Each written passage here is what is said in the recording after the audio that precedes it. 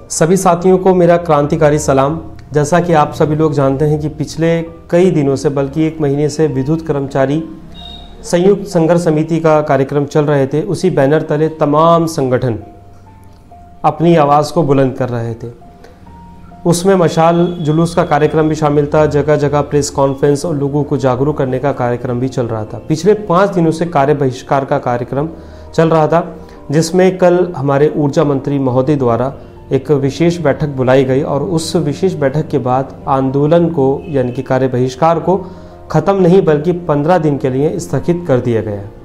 उस विशेष बैठक में हमारे मुख्यमंत्री महोदय के सलाहकार श्री अवनीश अवस्थी साहब भी मौजूद थे और हमारे ऊर्जा मंत्री महोदय भी और हमारे उत्पादन और वितरण के प्रबंध निदेशक महोदय भी मौजूद थे।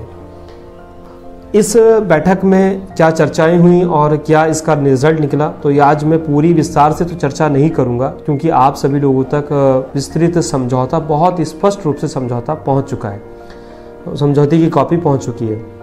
अब जो हम यहाँ चर्चा करने वाले हैं वो क्यों आज ये वीडियो का मकसद है, ये जो चर्चा करने वाले हैं हम, इसका अहम मकसद है जो हमारे साथी, जो हमारे संगठन के सदस्य कल से बहुत मैसेजेस कॉल कर रहे थे कि हमारे संवर्ग के लिए क्या हुआ, क्या नहीं हुआ, या आगे क्या होने वाला है, क्या आगे हुआ, तो इस पर हम एक एक को करके जवाब देना बड़ा मुश्किल हो जा रहा था। तो इसलिए इससे बेहतर तरीका मेरी समझ में कोई और नहीं आया जिससे कि आप सभी लोगों तक विस्तृत रूप से संदेश पहुंच सके। तो सबसे पहले जो कल बात हुई वो हम सभी लोगों के लिए, चाहे वो संवर्ग का हो, उसके लिए ये बहुत ज़रूरी था। वो क्या था कि कैशलेस की सुविधा। कैशलेस की सुविधा राज्य कर्मचारियों को मिलना शुरू हो गई है, लेकिन हमारे अभी निगम में कैशलेस की सुविधा अभी तक नहीं थी, जिसके लिए कल ऊर्जा मंत्री महोदय ने ये कहा है कि जो भी सरकारी कर्मचारी हॉस्पिटल है उसमें ये व्यवस्था तत्काल रूप से लागू कराने की कार्यवाही शुरू कर दी जाएगी, मतलब तत्काल रूप से। और जो निजी हॉस्पिटल है यानी कि जो पैनल में हमारे हॉस्पिटल हैं उसमें जो ये कार्यवाही है कैशलेस की, इसको द्विपक्षीय वार्ता करके और आपसी सहमति बना पाएगी, मतलब उसको बाद में देखा जाएगा। फर्स्ट राउंड में सरकारी जितने भी अस्पताल है उसमें आपको कैशलेस की सुविधा तत्काल रूप से मुहैया कराने के मतलब कार्यवाही शुरू कर दी गई है। सेकंड पॉइंट था भत्तों का पुनरीक्षण। अब हमारे साथी ये चिंतित में होंगे कि भत्तों से हमसे क्या मतलब। बिल्कुल मतलब है। अगर आप नहीं जागे और आप ऐसे ही सोते रहे तो वाकई में कोई मतलब नहीं है। और आप अगर जाग गए अभी, और आपको जागने की बहुत ज़रूरत है, चाहे वो उत्पादन के क्षेत्र में हो, चाहे वो जल विद्युत के क्षेत्र में हो, चाहे पारेषण में हो या वितरण में हो। बहुत से भत्ते ऐसे हैं जो आपको मिलना चाहिए लेकिन वो आपको नहीं मिल रहे हैं। इसके लिए पुनरीक्षण का मतलब ये नहीं होता है कि 10 रुपये बढ़ाकर 20 रुपये या 20 से बढ़ाकर 40 रुपये, बात इसकी नहीं है। बात यह पुनरीक्षण का मतलब है कि जो भत्ते आपको भी मिलना चाहिए उस पर भी विचार किया जाएगा। इस अगला पॉइंट है जीआई, जो उत्पादन क्षेत्र में मिलता है हर कर्मचारी को। तो इसके लिए भी बात मतलब तमाम सभी लोगों को इसका फ़ायदा जल्दी मिलेगा। अब जो एक अहम मुद्दा है वो LMV 10 का, जिसके लिए हम सभी लोगों को एक जो रियायती दरों पर बिजली मिलती है और व्यवस्था जो हमारे लिए लागू है, तो उस पर ऊर्जा मंत्री महोदय ने स्पष्ट रूप से कह दिया है कि कोई भी व्यवस्था में परिवर्तन नहीं किया जाएगा, कोई भी ऐसा प्रस्ताव नहीं लाया जाएगा और ना ही लाया जा रहा है, बल्कि जो व्यवस्था है आपकी वही लागू रहेगी। ये कल समझौते में स्पष्ट रूप से कह दिया है। नियामक आयोग क्या कहता है विभाग से, या विभाग नियामक आयोग से क्या कहता है, ये उसकी आपसी बात है। इससे आप सभी लोग बिल्कुल चिंता मुक्त हो जाइए कि आप लोगों को जो व्यवस्था है लागू वो मिलती रहेगी। अगला जो पॉइंट है बोनस का। बोनस 2018-22 से हम लोगों को अभी तक नहीं मिला है, तो इस पे ऊर्जा मंत्री महोदय का कहना है कि जो लास्ट ईयर का जो बैलेंस है, जो पेंडिंग है हमारा बोनस, उसको तत्काल आदेश मतलब कह दिया गया है, आदेश कर दिया गया है उसको तत्काल, बाकी जो बोनस है वो धीरे धीरे बाद में आपको मिलेगा। अब जो अगला पॉइंट आता है जो है वेतन विसंगति। अब जाहिर है कि विद्युत कर्मचारी संयुक्त संघर्ष समिति में तमाम संगठन थे, तमाम सभी लोगों की अपनी अपनी विसंगति है, तो उस पर 3 महीने का समय दिया गया है सबको। तो तमाम संगठन अपने अपने बैनर तले, चाहे विद्युत कार्यालय सहायक संघ हो या अन्य संगठन, अपने अपने बैनर तले अपने अपने प्रपोजल को जो संबंधित MD हैं उनके सामने रखेंगे और उनसे द्विपक्षीय वार्ता होगी और वार्ता होने पर उस पर सहमति बनेगी। ये 3 महीने के अंदर अंदर वेतन विसंगति को दूर करने का मंत्री महोदय ने, हमारे ऊर्जा मंत्री महोदय ने निर्देशित किया है। इसी धरना प्रदर्शन के दौरान या कार्य बहिष्कार के दौरान किसी भी कर्मचारी पर एफआईआर या सस्पेंशन की कार्रवाई या फिर कोई भी कारण बताओ नोटिस जारी हुआ हो तो उसको वापसी लिया जाएगा, उसको निरस्त किया जाएगा। किसी भी कर्मचारी पर कोई भी कार्रवाई नहीं की जाएगी। कल ये समझौते में स्पष्ट रूप से लाइन लिखी गई है, जैसा कि आप लोगों ने पढ़ा भी होगा। और यदि किसी भी कर्मचारी का उत्पीड़न हुआ हो और उसको वापसी नहीं लिया जा रहा हो या निरस्त नहीं किया जा रहा हो तो मेरा विशेष रूप से उत्पादन, पारेषण, जल विद्युत या वितरण के कार्यकारी सहायक संवर्ग के साथियों से अनुरोध है कि यदि आपके साथ ऐसा हुआ है तो आप वहां के शाखा अध्यक्ष या सचिव को इसकी जानकारी दीजिए। और इसको यदि निरस्त नहीं होता है, कोई बात आती है या कुछ परेशानी का सामना आपको करना पड़ता है तो इसकी तत्काल सूचना आप हमारे केंद्रीय टीम को, यानी कि जो हमारे केंद्रीय अध्यक्ष हैं या केंद्रीय सचिव महोदय हैं, उपाध्यक्ष हैं, जो पूरी टीम है उनमें किसी को इसकी सूचना दीजिए। इसको तत्काल प्रभाव से निरस्त या वापसी कराया जाए। अब आती है बात आमेलन की।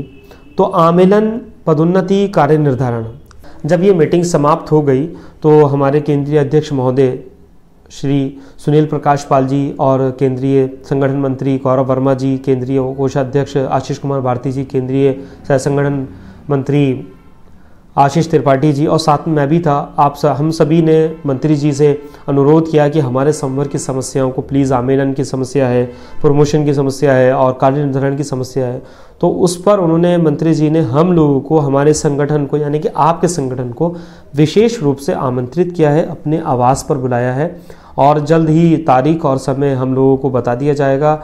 फिर हम आपको भी वो सूचना देंगे, तो उसके बाद हम ये समस्या विशेष रूप से रखेंगे। अध्यक्ष महोदय ने मुझे निर्देशित किया है कि हम पूरे उत्तर प्रदेश के कार्यकारी सहायक संवर्ग के साथियों से एक साथ ऑनलाइन मीटिंग करेंगे और उसके बाद हम फिर आगे की प्लानिंग करेंगे। मीटिंग के दौरान जो हमारे संविदा कर्मी हैं, चाहे निविदा कर्मी हैं, उनके बारे में भी, उनके वेतन को लेकर भी सहमति बनी है कि उनके वेतन को पुनरीक्षण किया जाएगा।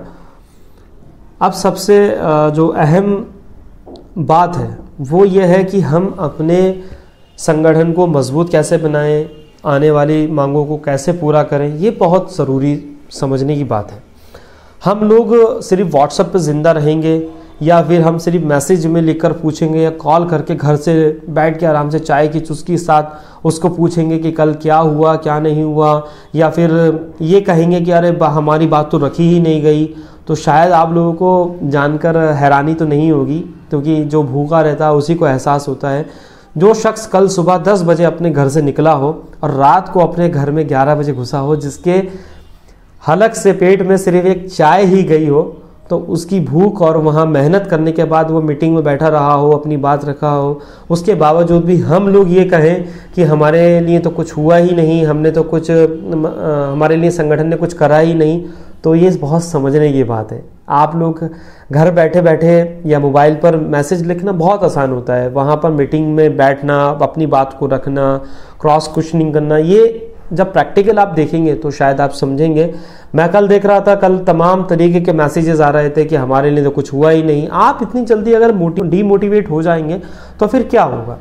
आप लोगों को तो ये होना चाहिए कि हम लोगों को नहीं मिल रहा है तो हम लेकर रहेंगे।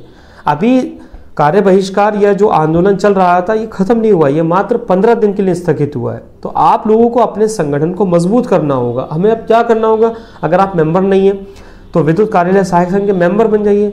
आपको यकीन दिलाता हूं मैं, कल 15 से 16 संगठन थे, उसमें विद्युत कार्यालय सहायक संघ के अलावा किसी ने भी कार्यकारी सहायक संवर्ग की बात को नहीं रखा है।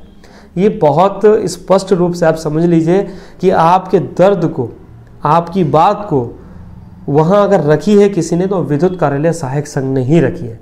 तो इस संगठन को आप जुड़िए, इसके मजबूत बनाइए और इसके साथ आप लोग सचिव को, अध्यक्ष को, पूरी टीम को ऐसा मजबूत बना दीजिए कि अगर आपको बुलाया जाए तो वहाँ विद्युत कार्यालय सहायक संघ का झंडा, ऐसा परचम लहराना चाहिए कि आपकी आवाज़ को और आपकी डिमांड को कोई दबा ना सके। अगर आप अभी तक ये सोच रहे हैं कि हमारी डिमांड को कोई और उठाएगा या कोई और उठा रहा है, तो ये आपकी बहुत ही बड़ी गलतफहमी है। इस गलतफहमी को बहुत जल्दी अपने दिमाग से निकाल दीजिए और विद्युत कार्यालय सहायक संघ जहाँ कहीं भी हो वहाँ इसको ज्वाइन कीजिए। यदि आप ज्वाइन कीजिए और ज्वाइन करने के बाद इसको एक मजबूत एक मजबूत इरादे के साथ जुड़ जाइए। अगर आपने अभी भी देर करी तो यकीन मानिए ये मौका अगर हाथ से चला गया तो फिर कभी मौका आने वाला नहीं है। फिर आप जितने पिछड़े हुए हैं उतने और ही पिछड़ते चले जाएंगे। तो इस मौके को हाथ से मत जाने दीजिए।